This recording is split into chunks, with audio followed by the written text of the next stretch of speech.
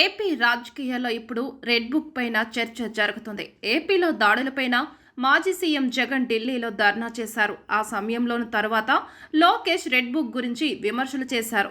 Red book పేరుతో అధికారులను, party నేతలను భయపెడుతున్నారని ఆరోపించారు. రెడ్ బుక్ పేరుతో హోర్డింగ్స్ ఏర్పాటు చేశారని చెప్పుకొచ్చారు. దీనిపైన మంత్రి లోకేష్ స్పందించారు. జగన్ చేసిన ఆరోపణలకు కౌంటరించారు. మాజీ సీఎం జగన్ కొద్ది రోజులుగా రెడ్ బుక్ గురించి ప్రస్తావిస్తున్నారు.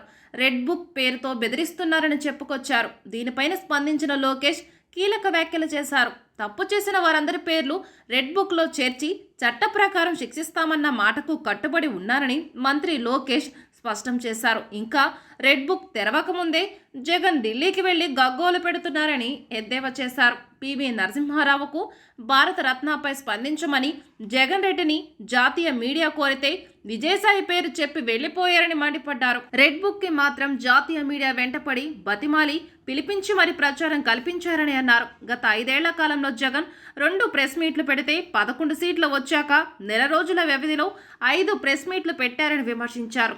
జగన్ చెప్పే అబద్ధాలేవో అసెంబ్లీకి వచ్చి చెప్తే వాస్తవాలను తాము వివరిస్తాం కదా అని నిలదీశారు. జగన్ అసెంబ్లీకి వస్తే గౌరవంగా చూసుకుని వాస్తవాలు అర్థమయ్యేలా వివరిస్తామన్నారు. వైఎస్ఆర్సీపీ నేతల్లా కూటమి నేతలెవ్వరూ బూతలు తిట్టరు. జగన్ కుటుంబ సభ్యుల్ని అగౌరవపరచరని తెలిపారు. పార్టీ కోసం కష్టపడిన వారి సేవల్ని గుర్తుపెట్టుకొని అందరికీ న్యాయం చేస్తానని లోకేష్ హామీ ఇచ్చారు. అటు జగన్ బెంగళూరు వెళ్లారు. వచ్చే వారం తిరిగి రాష్ట్రానికి రానున్నారు. ప్రభుత్వం విడుదల చేసిన శ్వేతపత్రాలు అసత్య పత్రాలుగా జగన్ ఆరోపించారు. సుదీర్ఘ మీడియా సమావేశంలో తమ పాలనలో చేసిన అప్పుల గురించి వివరించారు.